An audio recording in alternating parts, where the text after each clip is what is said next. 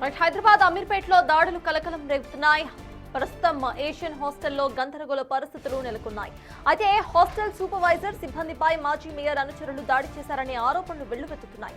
అంతేకాకుండా అడ్డుకోవడానికి ప్రయత్నించిన పోలీసులను సైతం బలవంతంగా బయటకు పంపించి మరీ దాడులు చేశారు. తొలుత హాస్టల్లోకి చొరబడి ఆపై దాడి చేశారని బాధితులు చెబుతున్నారు. ప్రస్తుతం బాధితులను అమీర్పేట్ హాస్పిటల్కి తరలించారు. చికిత్స పొందుతున్న వారిలో మహిళా ఉద్యోగి ఆరోగ్య పరిస్థితి విషమంగా ఉన్నట్లు సమాచారం.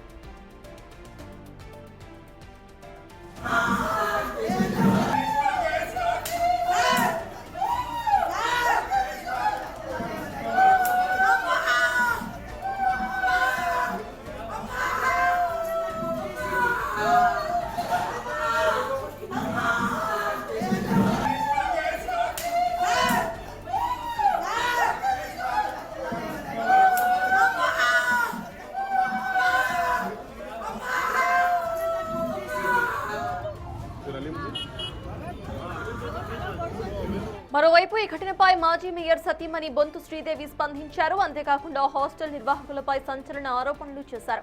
ఇళ్లు అద్దెకు తీసుకుని అమ్మాయిల హాస్టల్ నడుపుతూ అసాంఘిక కార్యకలాపాలకు అడ్డాగా మార్చారంటూ నిప్పులు చెరిగారు. అసలు మెన్స్ హాస్టల్ కోసమే ఇల్లు అద్దెకు తీసుకున్నారని చెప్పారు. అలాగే ఈ అంశంపై డీసీపీ శ్రీవల్లికి ఫిర్యాదు చేశామని అన్నారు. ఈ నెల 16న హాస్టల్ కు కొందరు యువకులు వచ్చారని, ఇదే విషయాన్ని హాస్టల్లోని మహిళలే చెప్పారని అన్నారు. ఇదే అంశంపై ప్రశ్నిస్తే తాళాలు వేసి వెళ్లిపోయారంటూ వివరించారు వాళ్ళు.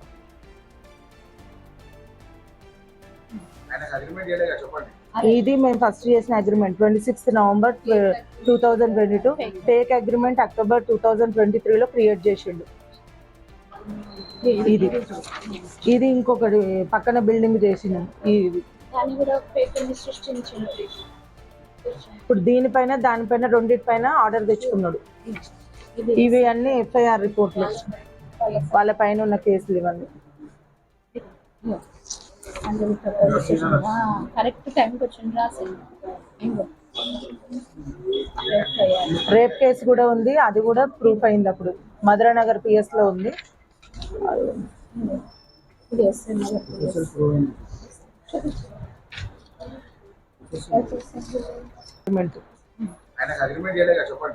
ఇది మేము ఫస్ట్ చేసిన అగ్రిమెంట్ 26 నవంబర్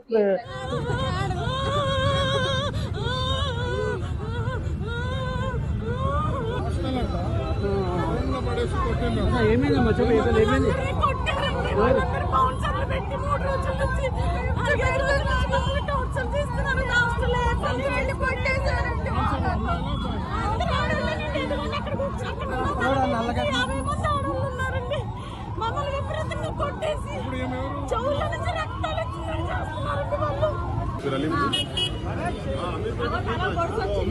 मेरा नंबर दिया तो मैं बात करके लोकेशन डाल दूंगा।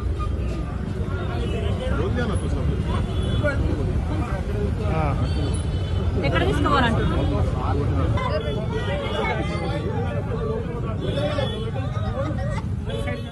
జరిగింది. అబ్బాయి పోవడము 4:30 ఎర్లీ మార్నింగ్, 4:30కి అయితే ఎందుకు వెళ్ళిండ్రు, ఎందుకు వచ్చిండ్రు, అబ్బాయి ఎవరంటే మీరే తెచ్చుకున్నారని అమ్మాయిలతో ఇష్టం ఉన్నట్టు మాట్లాడిండు. అమ్మాయిలు ఎందుకు మీరు ప్రొటెక్షన్ లేదా అని అంటే ఇష్టం ఉన్నట్టు మాట్లాడి అదే వాళ్ళతోటి మాట్లాడి మీరే తెచ్చుకున్నారు అంటే ఆ టైంలో వాళ్ళు ఏం చెప్పాలి? యాజ్ ఎ మేనేజ్మెంట్ గా వాళ్ళు ఆ టైంలో ఏం చెప్పాలి? మేము చూసుకుంటాము, మీకేం కాదమ్మా అని కొంచెం సపోర్ట్ చేయాలి. సపోర్ట్ చేయకపోవడం కాక ఇంకేందంటే మీరే తెచ్చుకున్నారు రూమ్లలో కానీ వాళ్ళని అట్లా మాట్లాడి ఒక అమ్మాయి చాలా స్ట్రాంగ్ గా నిలబడింది, గోమతి. ఆమెని భయంభ్రాంతులకు గురి చేసి ఆమెను పంపించేసి నరసరావుపేట ఉంటది, ఆమెను ఇప్పుడు ఇమీడియట్ గా తక్షణం వెళ్ళిపోవాలని ఫోన్లలో బెదిరించి ఆమెని పంపించేసిండ్రు. ఇంకేందంటే తప్పు జరిగింది వాళ్ళ సైడ్ ఉంది కాబట్టి ఒప్పుకున్నాడు, ఆ వీరారెడ్డి ఒప్పుకున్నాడు వాళ్ళ ఫ్రెండే అని. తప్పు జరిగింది కాబట్టి వాళ్ళిద్దరు వీరాన్మన్ రెడ్డి శివపార్వతి ఇక్కడికి వస్తలేరు. తెలుసు, మహిళల భద్రత విషయంలో స్థానిక కార్పొరేటరు నేను మరి ప్రతి ఒక్కరు కూడా కంకణ బద్దులమై ఖచ్చితంగా మరి న్యాయం జరిగే వరకు పోరాటం చేస్తాము. మరి 3 ఏళ్ల నుంచి కిరాయిస్తా లేకున్నా కూడా నోరు మూసుకొని ఉంటున్నాము. ఎందుకంటే చట్టాన్ని గౌరవిస్తూ మరి ఖచ్చితంగా న్యాయం జరుగుతుందని మరి డీసీపీ గారిని అప్రోచ్ కావడం జరిగింది. ఖచ్చితంగా న్యాయం చేస్తానని మేడం గారు కూడా తెలియజేశారు. మరి ఇవాళ కేవలం పంజాగుట్ట పోలీస్ స్టేషన్ లో వీర హనుమాన్ రెడ్డి అంటే శివపార్వతి అంటే వీరారెడ్డి అంటే మరి కేవలం ఒక పంజాగుట్ట పోలీస్ స్టేషనే కాదు, SR Nagar police station, Madhura Nagar police station, మరి మాదాపూర్ పోలీస్ స్టేషన్, ఇట్లా మరి 7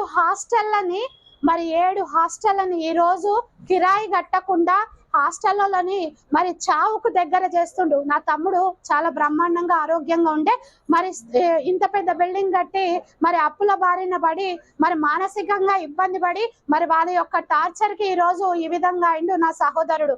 మరి అమ్మ 72 ఏళ్ళు చాలా స్ట్రాంగ్ గా ఉండే, మానసిక వేదనకు గురై అర్ధరాత్రులు అపరాత్రులు మరి ఎట్లా పడితే అట్లా పిచ్చి పిచ్చి మాటలు వస్తుంటే పోతుంటే మరి వీళ్ళు చంపుతారా ఏంది అనే భయానికి గురై ఆమె 90 ఏళ్ల ముసలామలాగా అయింది మా అమ్మగారు. కాబట్టి మరి పిల్లలు పెద్దలు టోటల్ ఫ్యామిలీని ఎవరు టచ్ చేస్తే కేసులు కోర్టులు. వాళ్ళకి దయచేసి నేను ఈ మీడియా ముఖంగా తెలియజేస్తున్నాను. సో హాస్టల్లో ఉన్న అసోసియేషన్ మెంబరు నడుం బిగించండి.